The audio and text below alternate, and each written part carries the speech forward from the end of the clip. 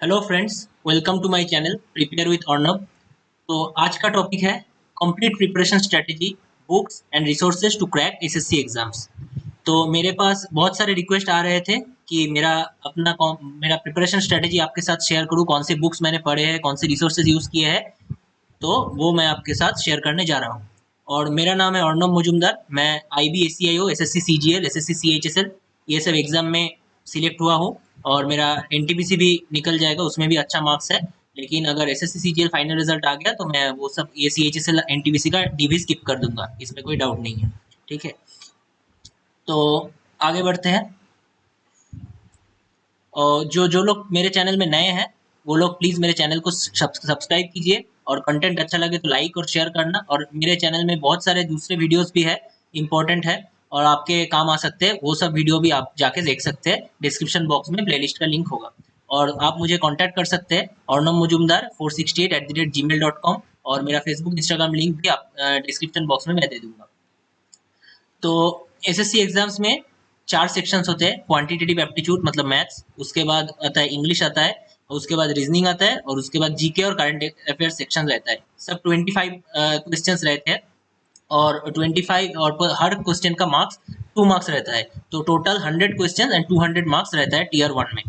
तो हम लोग आगे बढ़ते हैं और कैसे प्रिपरेशन करें ये चारों सब्जेक्ट का, उसका आज एनालिसिस और डिस्कशन करेंगे। और मैं अपना व्यूज दूंगा, मैंने कैसे ये सब एग्जाम फर्स्ट अटेम्प्ट में क्लियर किया है। जी हाँ, मेरे सब एग्जाम्स मेरे फर्स्ट अटेम्प्ट में क्लियर हुए हैं। तो उसके बारे में मैं अपना प्रिपरेशन स्ट्रेटेजी आपके साथ शेयर करने वाला हूँ। तो आगे बढ़ते हैं। मैथ्स पहले आता है, मैथ्स क्वांटिटेटिव एप्टीट्यूड। बहुत लोगों का इससे प्रॉब्लम है, मतलब मैथ्स उनसे होता नहीं है, मैथ्स में मार्क्स नहीं आते हैं जितना भी कोशिश कर ले। तो इसके बारे में थोड़ा डिस्कशन कर रहा हूँ। तो पहला आता है क्वेश्चन, कोचिंग ज़रूरत है या नहीं। तो देखिए, कोचिंग आप अपने आप को जज कीजिए। अगर आपका मैथ्स का बेस ठीक ठाक है तब आपको कोचिंग लेने की ज़रूरत नहीं है। लेकिन आप अगर सपोज आर्ट्स बैकग्राउंड से है, कॉमर्स बैकग्राउंड से है, और आपका थोड़ा मैथ्स वीक है, आपको फिर से सीखना पड़ेगा अगर, तब आपको कोचिंग की ज़रूरत हो सकता है। ठीक है, वो आप खुद अब डिसाइड कर लीजिए। बिना कोचिंग के भी एग्जाम क्रैक होता है और कोचिंग के भी होता है। मैंने सारे एग्जाम्स बिना कोचिंग के सेल्फ स्टडी में कंप्लीट किए हैं, क्रैक किए हैं। ठीक है, तो वो मैं कॉन्फिडेंट था कि मुझे कोचिंग नहीं लगेगा, तो मेरा कोचिंग नहीं लगा। तो आप वो खुद डिसाइड कर सकते हैं। उसके बाद आता है बुक्स। बुक्स आप जो भी लेंगे उसमें प्रीवियस ईयर्स का क्वेश्चन भरा होगा। मैं जैसे राकेश यादव जी का एक बुक आता है, और बहुत सारे बुक्स रहता है। हर हर बुक में ही आपको एसएससी के बहुत सारे प्रीवियस ईयर्स का क्वेश्चन मिलेगा, उसको आप सॉल्व कर सकते हैं। बुक्स में प्रीवियस ईयर्स ही मैक्सिमम रहते हैं, उसका मतलब सॉल्व क्वेश्चन रहते हैं। तो आप कोई भी बुक उठा सकते हैं और उससे आप प्रैक्टिस कर सकते हैं। उसके बाद चैप्टर वाइज लर्निंग। आप जब शुरू कर रहे हैं, आप सपोज आप पहली बार एसएससी दे रहे हैं, उसके लिए प्रिपरेशन लेना स्टार्ट किए, तो आपको चैप्टर वाइज लर्निंग करना पड़ेगा। मतलब एरिथमेटिक, एलजेब्रा, जियोमेट्री, ट्रिगोनोमेट्री जो भी है उसका चैप्टर वाइज आपको सीखना पड़ेगा। आप पहले चैप्टर वाइज हर एक चैप्टर का जो फॉर्मूला है वो आप याद कर लीजिए, रट लीजिए अच्छे से, उसको समझिए, उसको ग्रास्प कीजिए। मतलब चैप्टर वाइज आपको आगे बढ़ना है, ना कि जैसे इधर उधर करके जस्ट न्यूमेरिकल्स करना है, वैसा नहीं करना है। आप सिर्फ चैप्टर वाइज लर्निंग कीजिए, धीरे धीरे हर एक चैप्टर का उसका कॉन्सेप्ट ग्रास्प कीजिए, उसके बारे में थोड़ा, उसके जो एक्सरसाइज है, उसके जो प्रीवियस ईयर्स के क्वेश्चन है, आप थोड़ा थोड़ा करके कर लीजिए। मतलब चैप्टर वाइज आपको आगे बढ़ना है।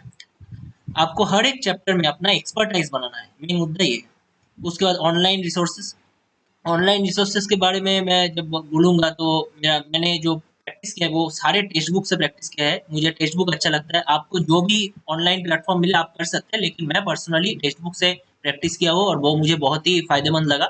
और उसमें मैं बहुत सारे मॉक देता था, बहुत मैथ्स है वहाँ पे, बहुत सारे एग्जाम्स का मॉक्स रहता है वहाँ पे, तो मैंने वहाँ से बहुत सारे प्रैक्टिस किए। तो ऑनलाइन रिसोर्सेज मतलब आप यूट्यूब से भी आप कुछ सीख सकते हैं। बहुत सारे फ्री कंटेंट रहता है यूट्यूब में, बहुत सारे पॉपुलर टीचर्स का वीडियो रहता है, आप वहाँ से भी सीख सकते हैं। लेकिन आपको सीखना पड़ेगा चैप्टर वाइज। पहले जब आप शुरू करेंगे आपको चैप्टर वाइज ही सीखना पड़ेगा। उसके बाद आप टेक्स्ट बुक से और दूसरे कुछ प्लेटफॉर्म से बहुत सारे मॉक दीजिए, प्रैक्टिस कीजिए, उसमें आपको फायदा मिलेगा।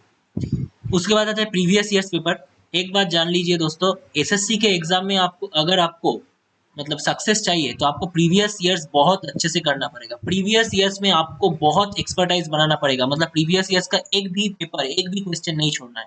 हर एक पेपर, हर एक क्वेश्चन को आपको बहुत अच्छे से प्रैक्टिस करना है और उसको लर्न करना है, उसको सीखना है।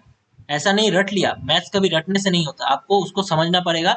आप जितना प्रैक्टिस करेंगे आपको मैथ्स देख के ही पता चल जाएगा इसका सॉल्यूशन कैसे होगा, कैसे शुरू करें, कहाँ से खत्म करें, कौन सा लेंदी होगा, कौन सा जल्दी होगा, कौन सा मैथ छोड़ना है, कौन सा मैथ टाइम टेकिंग है, ये आपको कैसे मालूम चलेगा। आप जितना प्रैक्टिस करेंगे उतना आपको ये सबका एक्सपीरियंस होता जाएगा। तो आपको बहुत सारे मैथ्स प्रैक्टिस करना है। कहाँ से करना है? प्रीवियस ईयर्स ज़्यादा करना है। बहुत आप पूरा प्रीवियस ईयर्स कर लीजिए, बार-बार कीजिए, उसके बाद अदर्स मैथ्स आप कर सकते हैं। और नेक्स्ट आता है प्रिपेयरिंग नोट्स। आपको नोट्स बनाने हैं। आपको जहाँ से भी, जिधर से भी, वो यूट्यूब हो, टेक्स्ट बुक हो, जहाँ से भी आपको नया फॉर्मूला मिले, नया कॉन्सेप्ट मिले मैथ्स का, वो आपको एक डायरी बना के या नोटबुक बना के फॉर्मूला के अंदर लिख लेना है। ठीक है, ये बहुत ज़रूरी चीज़ है। आपको नोट्स बनाना है, खुद के नोट्स, ठीक है, दूसरे के नहीं। दूसरे से कहीं से लिया वो नहीं चलेगा। आप खुद पढ़िए, जो भी आपको नया मिले, दुनिया के जिस कोने से मैथ्स में नया मिले, वो आप नोट कर लीजिए, उसका फॉर्मूला आप नोट डाउन कर लीजिए। ठीक है, तो ऐसे एक कॉपी बनेगा आपका, एक डायरी बनेगा आपका फॉर्मूला का। तो उसके बाद आप जब रिवीजन करेंगे एग्जाम के बाद, वो डायरी आप रिवीजन कीजिए। तो वो जब डायरी रिवीजन करेंगे तो आपको सब याद आ जाएगा एग्जाम के पहले। तो एग्जाम के पहले आपको पूरा नोट्स अगर आपके सामने हो तो वो एक जगह पे मिलेगा और आप 1 या 2 घंटे में पूरा फॉर्मूला आप रिवाइज कर सकते हैं। ऐसे ही बीच बीच में रिवाइज करते रहिए। मतलब हर 1 महीने बाद बाद या 15 दिन बाद बाद ये सब जो फॉर्मूला आपने लिखे हैं अपने डायरी और नोटबुक में, आप रिवाइज करते जाइए। जितना आप रिवाइज करेंगे एग्जाम के पहले, उतना आपको हल्का लगेगा। मतलब सब आपको याद है ऐसा फील होगा। तो आप उससे कॉन्फिडेंट आएगा और उस आप अगर कॉन्फिडेंस लेके आप एग्जाम हॉल में घुसते हैं तो आपका एग्जाम बढ़िया जाएगा। और मैं अपना ट्यूशन चालू करने जा रहा हूँ, वहाँ पे मैं मैथ्स और इंग्लिश बेसिक लेवल से कराऊंगा।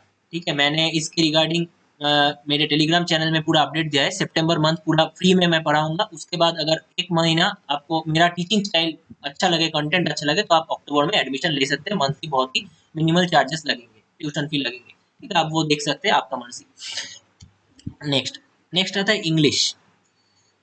और एक बात मैं बोलना चाहूँगा कि टेक्स्ट बुक में आप जब भी सॉल्व करेंगे, अगर आपको कोई अच्छा लगे, कोई सम अगर अच्छा लगे, कोई मैथ्स आपको बहुत अच्छा लगा या टफ लगा, तो उसको आप क्या करेंगे, तुरंत आप सेव कर लेंगे। बुक मार्क का एक ऑप्शन रहता है, देखेंगे ऊपर एक ऐप में, वहाँ पे बुक मार्क का ऑप्शन रहता है। जब आप सॉल्व करेंगे, मतलब सॉल्यूशन हो गया आपका, सबमिट कर दिए टेस्ट, उसके बाद जो आपको एनालिसिस करना है, वो आपको वहाँ से जब करेंगे तब वहाँ पे अच्छा क्वेश्चन जो लगेगा, जिसका सॉल्यूशन थोड़ा डिफिकल्ट लग रहा है, मतलब आफ्टर एग्जाम एनालिसिस जब करेंगे, तो वहाँ पे आप अच्छे क्वेश्चन को आप बुकमार्क कर सकते हैं, सेव कर सकते हैं। इससे क्या होगा, एग्जाम के 1 महीने पहले जब आप रिवाइज करेंगे, रिवीजन के साथ आप सेव्ड क्वेश्चन में जाएंगे। सेव्ड क्वेश्चन में आपको सारे डिफिकल्ट और आपके सेव किया हुआ सारे क्वेश्चन एक जगह मिल जाएंगे। वहाँ से भी आप रिवाइज कर लेंगे। जो टफ क्वेश्चन है आपका, वो भी रिवाइज हो जाएगा। ऐसे आप टेक्स्ट बुक ऐप को यूज कर सकते हैं। टेक्स्ट बुक या जो भी हो, जो भी कुछ वहाँ पे सेव करने का आप हैबिट बना लीजिए। इससे क्या होगा, आपका अच्छे क्वेश्चन सेव होते जाएगा और वो आप रिवाइज करने का मौका मिलेगा एग्जाम के पहले। तो आते हैं इंग्लिश की तरफ। इंग्लिश में भी एक ही बात बोलूंगा, कोचिंग ज़रूरत है या नहीं। आपका अगर इंग्लिश बेस अच्छा है, ठीक ठाक है, ये ज़रूरी नहीं कि आप इंग्लिश मीडियम बैकग्राउंड से हो या हिंदी मीडियम बैकग्राउंड से हो या दूसरा कुछ। मैं जैसे बंगाली मीडियम बैकग्राउंड से हूँ, इंग्लिश मीडियम नहीं है मेरा, लेकिन मेरा फर्स्ट अटेम्प्ट जो सीजीएल 2020 था, उसमें मेरा 186.5 मार्क्स है सीजीएल मेंस 2020 में। और इस बार भी जब आंसर किया है, देखा मेरा 180 80 82 180 82 ऐसे मार्क्स बन रहे हैं। तो मेरा इंग्लिश वैसा नहीं है कि मैं इंग्लिश मीडियम से हूँ, मैं बंगाली मीडियम से हूँ, लेकिन मेरा बेस ठीक ठाक था, उसके ऊपर मैंने एफर्ट दिया और मेरे मार्क्स आज अच्छे आए। तो आप अगर आपका बेस अच्छा है तो कोचिंग लेने की कोई ज़रूरत नहीं है। अगर आपका बेस एकदम ठीक ठाक नहीं है, इंग्लिश में आप वीक है, तब आपको कोचिंग लेने की ज़रूरत हो सकता है। ठीक है, तो नेक्स्ट आता है चैप्टर वाइज लर्निंग। यहाँ पे भी आपको चैप्टर वाइज जाना पड़ेगा। मतलब वर्ब का कर लेंगे, वर्ब का सीख लेंगे, एडवर्ब का सीख लेंगे, एडजेक्टिव का सीख लेंगे, प्रीपोजिशन, जो भी है इंग्लिश के जितने चैप्टर्स है, आपको चैप्टर वाइज लर्न करना पड़ेगा। चैप्टर वाइज उसको सीखिए कि इसके बाद एक एक चैप्टर पकड़ के उसको आप ग्रास्प कीजिए, उसमें आप एक्सपर्टाइज बनाइए, उसके बाद आप प्रैक्टिस शुरू कीजिए। तो बुक्स बुक्स फॉर लर्निंग, मतलब जो चैप्टर वाइज आप लर्न करेंगे, इसके एक बुक्स आता है बहुत ही पॉपुलर है, नीतू सिंह मैम का एक बुक आता है। मैंने सुना है, मैंने नहीं किया है। ठीक है, मैंने ये बुक नहीं किया है, लेकिन मैंने सुना है और देखा भी है। बुक उलट के थोड़ा पलट के देखा है मैंने। एक बुक अच्छा है, बहुत ही अच्छा बुक है, उसका रिव्यू देने की जरूरत नहीं है। तो आप वो नीतू सिंह मैम का बुक लेके आप चैप्टर वाइज लर्न कर सकते हैं। चैप्टर वाइज आप देख सकते हैं इंग्लिश में क्या क्या होता है, मतलब ग्रामर का रूल्स फूल्स सब वहाँ पे अच्छे से दिया हुआ है, वहाँ से आप सीख सकते हैं। और वोकाबुलरी, वोकाबुलरी बहुत ही क्रिटिकल चीज़ है। तो वोकेबुलरी बहुत सारे उसका कोई मतलब लिमिट नहीं है। तो उसमें आप क्या कर सकते हैं, मैंने जो यूज़ किया, ये मैंने यूज़ किया एसपी बख्शी एक बुक है और आर.एस. अग्रवाल, ये दोनों बुक एसपी बख्शी और आर.एस. अग्रवाल, ये दोनों बुक मैंने वोकेबुलरी के लिए बहुत यूज़ किया और बार-बार यूज़ किया, मतलब बार-बार पढ़ के मैंने उसको ग्रास्प किया है। तो आप जानते होंगे वोकेबुलरी थोड़ा टफ है, उसको याद रखना उतना आसान नहीं है, तो आपको क्या करना पड़ेगा, बार-बार उसको पढ़ना पड़ेगा, बार-बार। तो ऐसे करके आपको याद रखना पड़ेगा। तो मैंने बुक्स बोल दिया। उसके बाद प्रीवियस ईयर्स पेपर सॉल्विंग, ये भी एसएससी एग्जाम का सबसे इंपॉर्टेंट चीज है, प्रीवियस ईयर्स। और इंग्लिश में क्या होता है, प्रीवियस ईयर्स से ही बार बार क्वेश्चन रिपीट होता है, मतलब रिपीट मतलब एक ही तरीके का एरर करेक्शन वोकेबुलरी ऐसे ही आता है, मतलब एक ही तरह का आता है। तो आप अगर प्रीवियस ईयर्स बहुत सारे सॉल्व करेंगे, आपको खुद आइडिया हो जाएगा कि आंसर कैसा होगा, कहाँ पे एरर है, ये आपको खुद पता चल जाएगा। तो प्रीवियस ईयर्स बहुत ही इंपॉर्टेंट है। उसके बाद ऑनलाइन रिसोर्सेज टेक्स्ट बुक में मैं प्रैक्टिस करता था, इंग्लिश भी मैंने टेक्स्ट बुक में बहुत प्रैक्टिस किया, और जो भी क्वेश्चन मुझे अच्छा लगा, मैंने डिफिकल्ट लगा, मैंने नहीं कर पाया टेस्ट में, वो मैंने सेव करके रख दिया, बुक मार्क करके रख दिया। उसके बाद रिविजन के टाइम एग्जाम के 1 महीने पहले मैं वो उसे रिवाइज करता रहा, तो मेरा जो डिफिकल्ट क्वेश्चन था वो भी एक बार रिवाइज हो गया। ऐसे करके मैंने पढ़ा, और यूट्यूब में भी आप देख सकते हैं, इंग्लिश का बहुत सारे लेक्चर्स आपको मिलेंगे, जरूर मिलेंगे। और नेक्स्ट इंपॉर्टेंट चीज है रीडिंग हैबिट्स। आपको रीडिंग हैबिट्स बनाना पड़ेगा, मतलब आप अगर लूसेंट पढ़ते हैं, आप हिंदी में मत पढ़िए।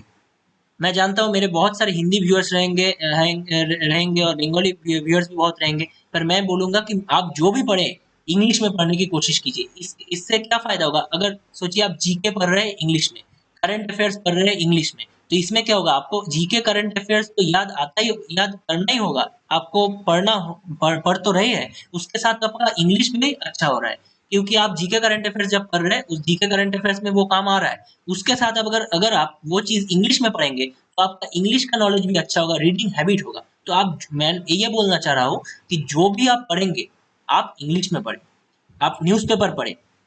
ऐसा नहीं बहुत टफ इंग्लिश वाला कुछ पढ़े, बहुत बड़ा नोवेल पढ़े, ऐसा जरूरत नहीं है। आप इंग्लिश पढ़ना एक हैबिट बनाए, रेगुलर न्यूज़ पढ़िए, रेगुलर न्यूज़पेपर पढ़िए, उसमें आपको बहुत सारे इंग्लिश वोकेबुलरी मिलेगा, इंग्लिश का नया वर्ड्स मिलेगा। वो क्या करेंगे, आप जहां भी नया वर्ड मिला, नया इडियम मिला, आप अपने डायरी और नोटबुक में वो नोट करके रख दीजिए, और उसका मीनिंग गूगल में ढूंढ के, अगर आप न्यूज़पेपर पढ़ रहे हैं, नया वर्ड मिला, उस नया वर्ड को अपना डायरी में लिखा, उसके बाद गूगल में आप सर्च कीजिए, उसका सिनोनिम, उसका मीनिंग क्या है, उसको मीनिंग निकाल के आप डायरी में नोट कीजिए। इसके बाद इसको आप रिवाइज करिए हर 15 दिन 30 दिन। आप ऐसे करके आप देखेंगे आपके कितने वोकेबुलरी बढ़ गए। आप न्यूज़पेपर पढ़ रहे हैं, जीके पढ़ रहे हैं, और ऑनलाइन में कुछ कंटेंट पढ़ रहे हैं, सब आप इंग्लिश में पढ़िए, जो भी नया वर्ड मिले आपको नोट डाउन करके उसका मीनिंग लिख लेना है। तो ऐसे करके आपका इंग्लिश वोकेबुलरी, आपका इंग्लिश रीडिंग हैबिट, ये बहुत इंप्रूव होगा। आपका रीडिंग कॉम्प्रिहेंशन जो आता है सीजीएल मेंस में, उसमें भी आपको बहुत सारे एडवांटेज मिलेंगे, क्योंकि आपका अगर रीडिंग हैबिट ज्यादा बढ़ गया, तो अगर आपका रीडिंग हैबिट नहीं है, तो एक पैसेज पढ़ने में और समझने में आपको 2 मिनट लगेगा। अगर आपका रीडिंग हैबिट अच्छा है, आप बार बार रीड इंग्लिश पढ़ते हैं, हर समय इंग्लिश पढ़ते रहते हैं, तो आपको वही 2 मिनट का पैसेज शायद 1.5 मिनट में आपको समझ में आ जाएगा, आप जल्दी पढ़ पाएंगे। यही है रीडिंग हैबिट ग्रो करने का फायदा। उसके बाद मेकिंग नोट्स, मैंने ये पहले ही बता दिया, जहां भी जो भी मिले, कोई भी नया ग्रामर रूल, कोई भी नया वोकेबुलरी, आप उसको डायरी में नोट करके रख दीजिए, उसके बाद उसको रिवाइज कीजिए। ऐसे करके आपका नॉलेज बहुत बढ़ जाएगा। उसके बाद रिवीजन, रिवीजन बहुत ही इंपॉर्टेंट चीज है। रिवीजन आप जब करेंगे, हर 15 दिन 30 दिन बाद बाद आपको रिवीजन करना है, और एग्जाम के पहले तो रिवीजन करके ही जाना है। और मेरा ट्यूशन, मैं मैथ और इंग्लिश का आपको ट्यूशन देने वाला हूँ सितंबर से, सितंबर मंथ फ्री होगा। उसके बाद अगर आपको मेरा टीचिंग स्टाइल अच्छा लगे, तो आप अक्टूबर में एडमिशन ले सकते हैं। सारे डिटेल्स मेरे टेलीग्राम चैनल में दिया होगा, और टेलीग्राम चैनल का लिंक डिस्क्रिप्शन बॉक्स में दिया है। नेक्स्ट आते हैं रीजनिंग।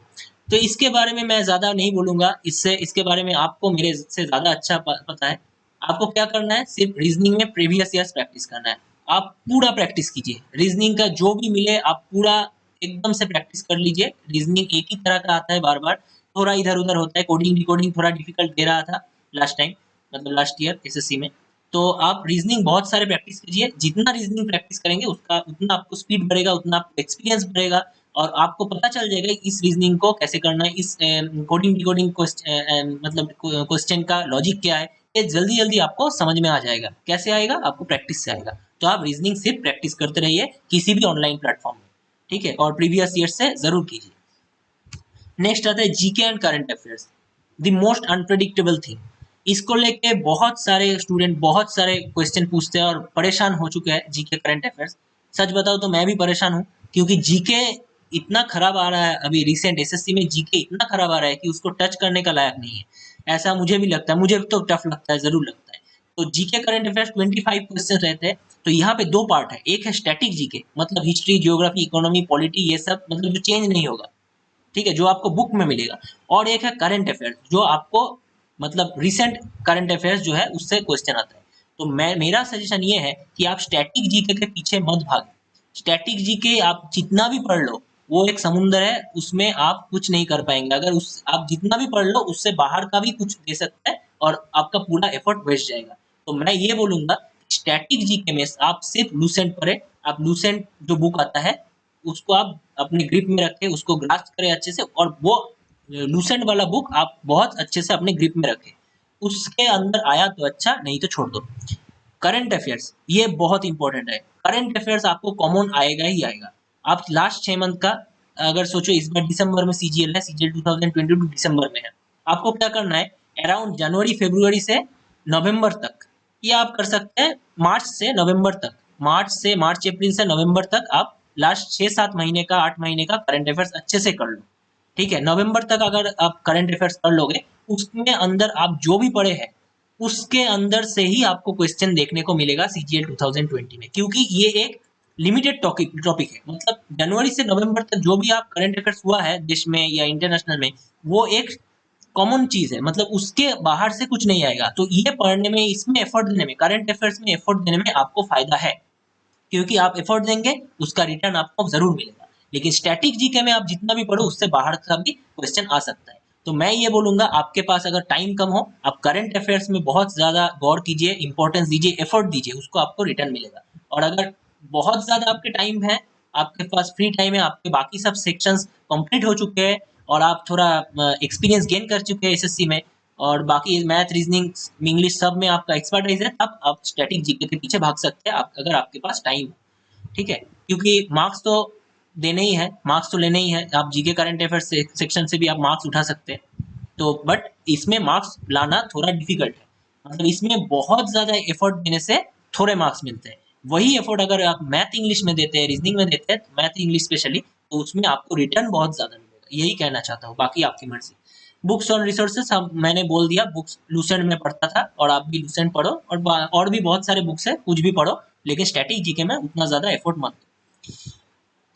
वही बोला है, पुट एफर्ट स्मार्टली। और करंट अफेयर्स आप टेक्स्ट बुक से, मैंने टेक्स्ट बुक से किया है, टेक्स्ट बुक से बहुत सारे क्वेश्चन, मतलब उसमें बुक मार्क करके रखता था। टेक्स्ट बुक में मैंने न्यूज पढ़ता था, तो जो करंट अफेयर्स अच्छा लगता था, इंपॉर्टेंट लगता है, मैं बुक मार्क करके रखता था। और जब एग्जाम के 1 महीने 1.5 महीने पहले मैं उसको रिवाइज करता था। तो करंट अफेयर्स रिवाइज करना भी बहुत जरूरी है। आप कहीं पे भी करंट अफेयर्स लिख सकते हो, आप ऐप में बुक मार्क कर सकते हो, सेव करके रख सकते हो, वो उसको रिवाइज करना बहुत जरूरी है। तो करंट अफेयर्स आपको रिवाइज करना ही है। और यूट्यूब में भी बहुत सारे चैनल है, monthly current affairs, daily current affairs, weekly current affairs ऐसे देते हैं, आपको उसको बार बार देखना है। मतलब करंट अफेयर्स ऐसे करो कि एक भी छूट ना जाए, आपको सब कॉमन मिलेगा करंट अफेयर्स में। ठीक है, तो इसीलिए इसमें रिटर्न आपको अच्छा मिलेगा। तो इसके बाद आता है importance of mock test and saving question for revision. तो मॉक टेस्ट आपको जरूर लगाना है। मॉक, मैं तो बोलता हूँ कि आप हर दिन मॉक लगाइए। एग्जाम के 1.5-2 महीना पहले से आप हर दिन एक मॉक लगाइए। मॉक का बहुत इंपॉर्टेंस है, और मॉक का और सबसे ज्यादा जिसका इंपॉर्टेंस है उसको है वो है मॉक टेस्ट देने के बाद उसके एनालिसिस। आप मॉक टेस्ट तो दे चुके हैं, 100 था, 200 मार्क्स था, उसके बाद आप मॉक टेस्ट खत्म किए 1 घंटा का, आपको आप देखते हैं कि आपको 200 में से सिर्फ 100 मार्क्स मिले हैं। मैं जो शुरुआत करने जा रहा है, जो नए हैं, फ्रेशर है इस फील्ड में, उसके लिए बोल रहा हूँ कि 200 में से आप देख रहे हैं आपको 100 मार्क्स मिले, तो आप मायूस हो गए। ऐसे मत कीजिए। आप सुबह में मॉक टेस्ट दिए, उसके बाद आप शाम को उस मॉक टेस्ट को लेके बैठिए। आप देखिए आप कौन से सम्स गलत किए, कौन सा रीजनिंग गलत किए, कौन से इंग्लिश गलत किए, करंट अफेयर्स में कहाँ पे चूक हुआ, स्टैटिक जीके में कहाँ पे आपको नहीं मालूम था, ये आप एनालिसिस करने बैठिए। वहां पे मैथ देखिए कहाँ पे सिली मिस्टेक हुआ, वो आप नोट डाउन करके लिख रखिए कि मेरा ये सिली मिस्टेक नेक्स्ट बार मैं नहीं करूंगा। ऐसे आपने दिमाग में बैठा दीजिए। कोई नया फॉर्मूला मिला, आप उसको नोट डाउन कर लीजिए। कोई नया मैथ मिला, उसको आप सेव कर लीजिए। ऐसे आपको करना पड़ेगा। इंग्लिश में कुछ नया वर्ड मिलेगा तो उसको सेव करके रखिए, और उसको और अपने डायरी में नोट कीजिए। कोई एरर करेक्शन, ग्रामर रूल नया मिला, उसको आप नोट करके रखिए। तो ऐसे आपको एनालिसिस करना पड़ेगा। Analysis is more important than giving the test. Okay, mock test आपको देना ही है, लेकिन मॉक टेस्ट के बाद जो एनालिसिस है वो आपका मार्क्स इंक्रीज करने में हेल्प करेगा, वो आपको जिंदगी में आगे लेके जाएगा।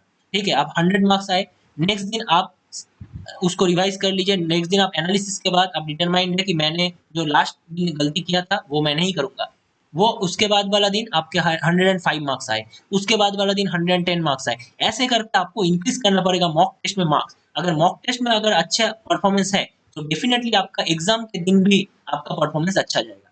ठीक है, तो यही आपको करना है, मॉक टेस्ट देना है और उसके बाद एनालिसिस करना है, और एनालिसिस से सीखना है कि मैंने क्या गलत किया है और मुझे क्या करना चाहिए।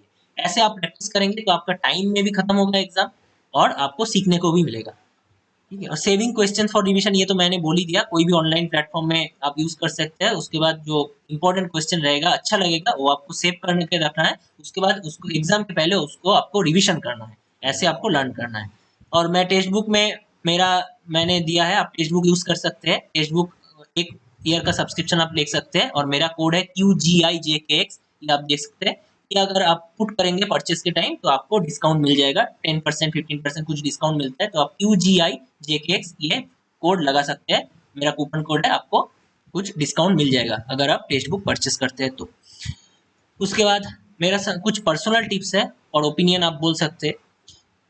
तो मैं बोलना चाहूंगा कि maintain proper study timing and pattern, मतलब आपको एक प्रॉपर स्टडी टाइमिंग और पैटर्न मेंटेन करना है, हर रोज पढ़ना है, थोड़ा थोड़ा करके आगे जाना है। ऐसा नहीं कि एग्जाम के लास्ट एक महीने पूरा एफर्ट दे दिए, ऐसा मत कीजिए, उसमें फ्रस्ट्रेशन आता है, उसमें दबाव बढ़ता है। फ्री माइंड में करिए, डेली करिए, रेगुलर पढ़ने बैठिए, रेगुलर मतलब एफर्ट दीजिए, और अपने आप को मेंटल स्ट्रेस से दूर रखिए। और avoid boredom during study hours and take breaks from study. इसका मतलब है, अगर आप सोचते हैं, मतलब सपोज आप जीके पढ़ रहे हैं, आप बहुत जीके पढ़ लिए, हिस्ट्री पढ़ के आपका दिमाग खराब हो गया, आप क्या करेंगे, थोड़ा मैथ्स कर लीजिए, हिस्ट्री को स्टॉप करके थोड़ा मैथ्स प्रैक्टिस कर लीजिए। मैथ्स करके आपको अच्छा नहीं लग रहा है और बोर लग रहा है, आप थोड़ा इंग्लिश में चेंज कीजिए, मतलब आप मिक्स करके सब्जेक्ट को पढ़िए। इंग्लिश पढ़ रहे हैं, बहुत देर हो गया और आपको बोर लग रहा है, आप थोड़ा रीजनिंग कर लीजिए। ऐसे स्विच करके करके पढ़िए, मतलब जीके करंट अफेयर्स कर रहे हैं, उसके बाद थोड़ा मैथ कर लीजिए, उसके बाद थोड़ा रीजनिंग, उसके बाद थोड़ा इंग्लिश। मतलब ऐसे अगर करेंगे तो आपको बोर नहीं लगेगा, मतलब एक ही सब्जेक्ट का अब लंबे और तक प्रैक्टिस करें तो आपका मतलब दिमाग खराब होगा। तो उसको ना करके आप थोड़ा थोड़ा करके ब्रेक लीजिए, और मतलब मैथ्स के बाद इंग्लिश, इंग्लिश के बाद करंट अफेयर्स, ऐसे करके मिक्स करके पढ़िए। इसमें आपका इफेक्टिव स्टडी टाइम ये इंक्रीज होगा। मतलब हम तो 3 घंटा बैठे रहते हैं, 3 घंटा अगर पढ़ने बैठे, ऐसा नहीं है हम 3 घंटे ही पढ़ रहे हैं, शायद थोड़ा मोबाइल कर रहे हैं, मोबाइल में सोशल मीडिया यूज कर रहे हैं, थोड़ा दूसरा कुछ सोच रहे हैं, ऐसे करके हमारा फोकस चला जाता है। ऐसे ना करके थोड़ा मैथ, थोड़ा रीजनिंग, थोड़ा जीके ऐसे करेंगे तो आपका फोकस बना रहेगा, आपका मतलब इंटरेस्ट बना रहेगा स्टडी में, नहीं तो आप बोर हो जाएंगे। उसके बाद healthy food habits, exercise and sound sleep. खाना पीना ठीक से कीजिए, रेगुलर थोड़ा थोड़ा एक्सरसाइज कीजिए, कुछ ना हो तो आप दौड़ सकते हैं, ग्राउंड में जाके 1-2 राउंड दे सकते हैं। ऐसे करके थोड़ा आपको हेल्दी रखना है, एक्सरसाइज करना है, और रात में आप चैन से सोइए। रात में 6, 7 और 8 आवर्स आपको चैन से नींद देना है, अच्छे से स्लीप करना है, तो नहीं तो आपका मेंटल स्ट्रेस डेवलप होगा। आप अगर रात में अच्छा सोएंगे तो दिन में अच्छा काम करेंगे, ये बात आपको याद रखना पड़ेगा। नेक्स्ट है यूज सोशल मीडिया जुडिशियसली। आप ऐसा मत कीजिए हर समय फेसबुक, इंस्टा ऐसा मत चलाइए। आप उसको, इंटरनेट को और सोशल मीडिया को अच्छे से यूज कीजिए। यूट्यूब देखिए, कुछ काम का चीज देखिए, कुछ न्यूज देखिए, करंट अफेयर्स देखिए, पॉलिटिकल अफेयर्स देखिए, देश में क्या हो रहा है देखिए, ये सब कीजिए, मतलब इंटरेस्टिंग चीज देखिए। और कुछ मतलब ग्रोथ वाला चीज कीजिए, ऐसा मत कीजिए कि हर दिन मीम शेयर कर रहे हैं, ऐसा मत कीजिए। मतलब आप जो भी करेंगे सोशल मीडिया में, इंटरनेट में, तो उसको आपको फायदा लेना है। ठीक है, तो उसको आपको अच्छे से यूज करना है। तो अपना टाइम अच्छे से यूज कीजिए, नहीं तो आपको ही मुश्किल होगा। अभी सितंबर में सीजीएल का फॉर्म आएगा, सितंबर में फॉर्म फिलअप है, और सितंबर, अक्टूबर, नवंबर, दिसंबर, मिनिमम आई थिंक 3.5 या 4 मंथ्स है सीजीएल में। और आप जहां भी हो, जैसे भी सिचुएशन में हो, जितना जैसे भी स्टेज में हो, ये 3-4 महीने is enough to crack this SSC CGL tier 1। तो आप एफर्ट दीजिए, इस बार बहुत सारे वैकेंसी आएगा, यही ऐसा ही एक्सपर्ट का मानना है, करीबन 12-13 हज़ार तो वैकेंसी आएगा ही लग रहा है। तो आप एफर्ट दीजिए, ये बेस्ट चांस है आपको सीजीएल के थ्रू एक जॉब लाने का। तो यही था। तो मेरे, अगर आप मेरा ट्यूशन ज्वाइन करना चाह रहे हो तो आप जरूर ज्वाइन कीजिए, टेलीग्राम चैनल ज्वाइन कर लीजिए। वहाँ पे सितंबर में मैं क्लासेस शुरू करने वाला हूँ, 1 महीना फ्री। आपको अच्छा लगे तो उसके बाद अक्टूबर में आप एडमिशन ले सकते हैं, नहीं ले सकते आपका मर्जी, लेकिन आई कैन से कि आप एक ट्राई करके देखिए मेरा टीचिंग स्टाइल, अगर आपको अच्छा लगे या नहीं। ठीक है, मैथ्स और इंग्लिश में मैं पढ़ाऊंगा और थोड़ा थोड़ा रीजनिंग और जीके भी बीच बीच में गाइड कर दूंगा। तो आप मुझे कांटेक्ट कर सकते हैं, ornamojumdar468@gmail.com, ये मेरा ईमेल आईडी है, इसमें आप मुझे टेक्स्ट कर सकते हैं। और मेरा फेसबुक इंस्टा आईडी का डिस्क्रिप्शन नीचे दिया होगा, आप उसमें भी मुझे टेक्स्ट कर सकते हैं। और लास्टली मेरे चैनल को जरूर सब्सक्राइब कीजिए और शेयर कीजिए मेरे अपने दोस्तों के साथ। सब्सक्राइब करने से और नोटिफिकेशन का बेल का आइकॉन जो है उसमें क्लिक करके रखिए, जब भी मैं नया वीडियोस डालूंगा आपको मिल जाएगा। तो मेरे CGL CHSL सबका स्कोर कार्ड, सबका रिजल्ट मेरे यूट्यूब चैनल में दिया हुआ है, उसका वीडियो है। मेरा डॉक्यूमेंट वेरिफिकेशन CGL का, उसका भी वीडियो दिया हुआ है। IBACIO का वीडियो दिया हुआ है, कैसे मैंने क्रैक किया, सब वीडियो आपको मिल जाएगा। सब प्रूफ आपके हाथों है, आप यूट्यूब मेरे प्लेलिस्ट में जाके सब देख सकते हैं। प्लेलिस्ट का लिंक भी डिस्क्रिप्शन बॉक्स में दिया होगा। तो आज के लिए इतना है, बहुत बहुत शुक्रिया ये वीडियो इतना देर तक देखने के लिए। Hope it helps. Thank you.